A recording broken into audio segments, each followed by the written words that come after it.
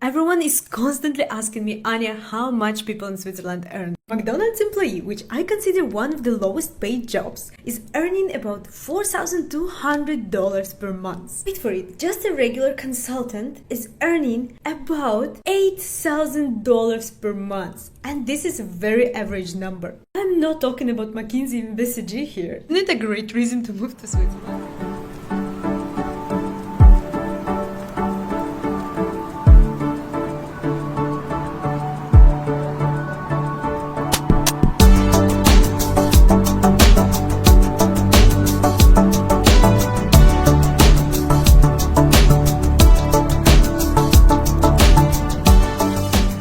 Hey Emma, how do you say in German, go to bed, you little shits? Geht ins Bett, ihr kleinen Scheißer. Get ins Bett, you Scheiße! Go!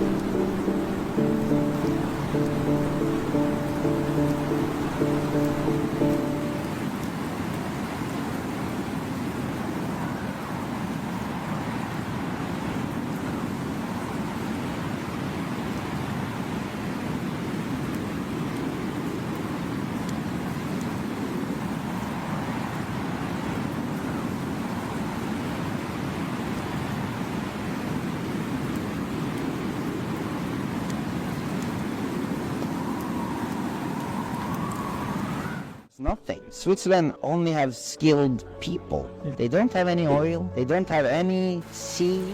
They can't produce fish. They can't produce energy. Are very limited both by size as well as how the country is placed on the map. So basically what Switzerland has done is build up an industry of professional people that are willing to innovate, great jobs, great banking system, supporting innovation, and that's why they are on top of quality of life and many other rankings worldwide.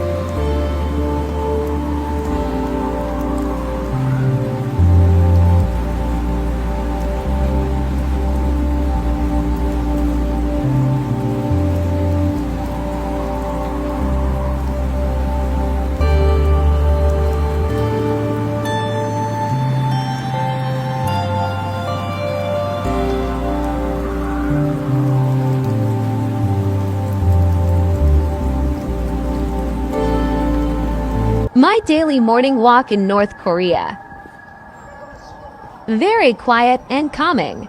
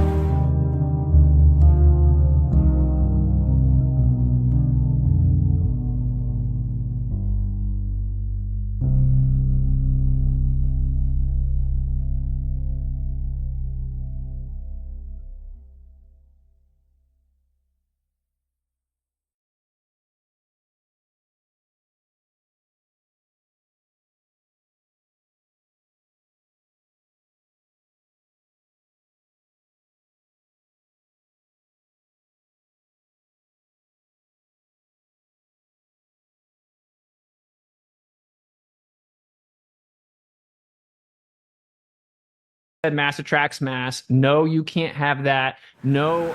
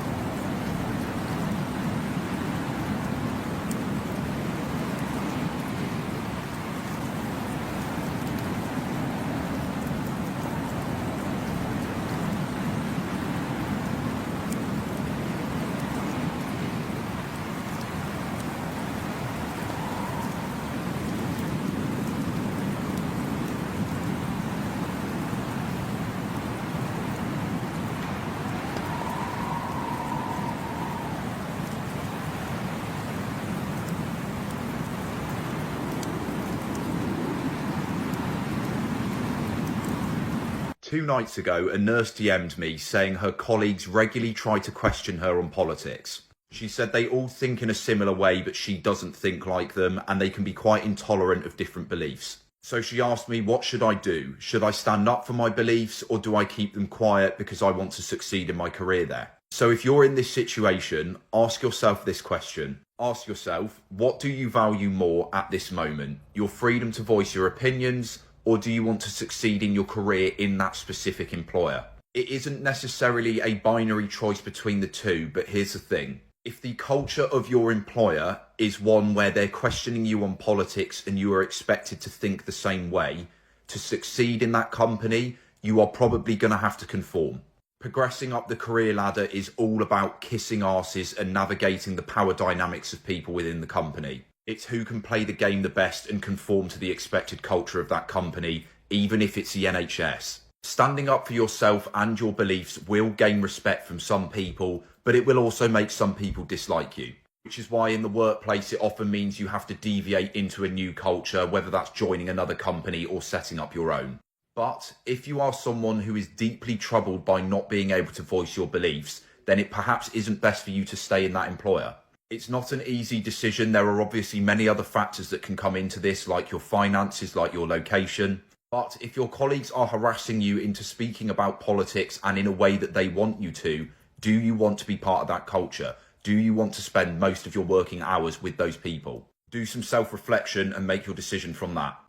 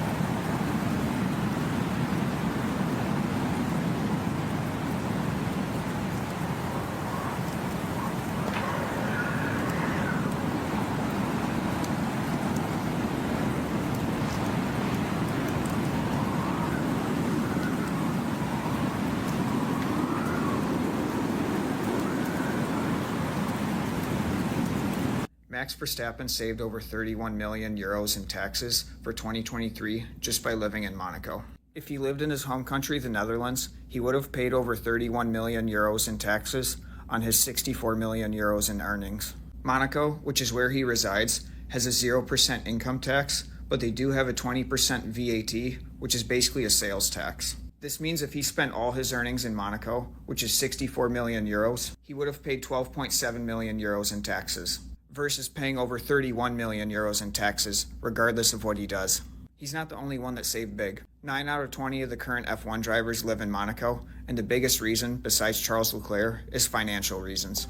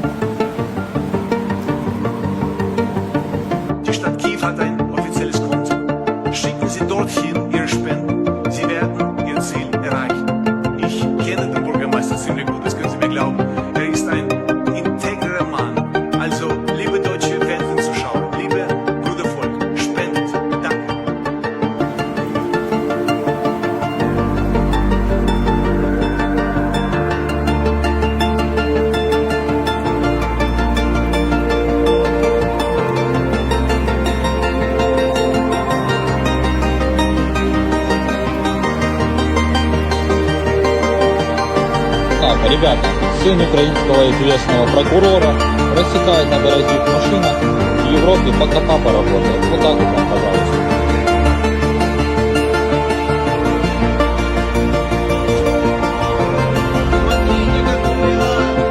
Так, ребят,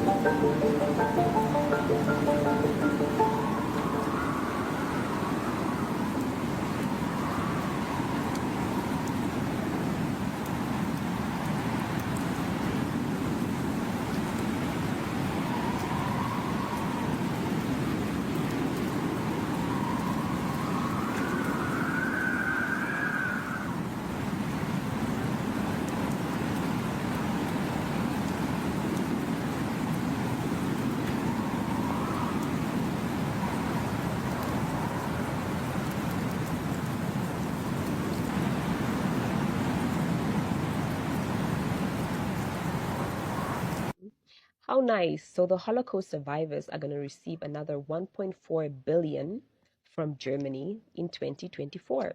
Hey, Germany, I think you're forgetting something though. Are you forgetting what you did in Namibia in 1904 until 1908?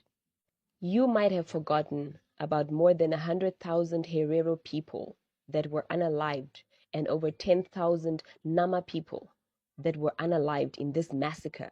But we, the people of Namibia, have not forgotten.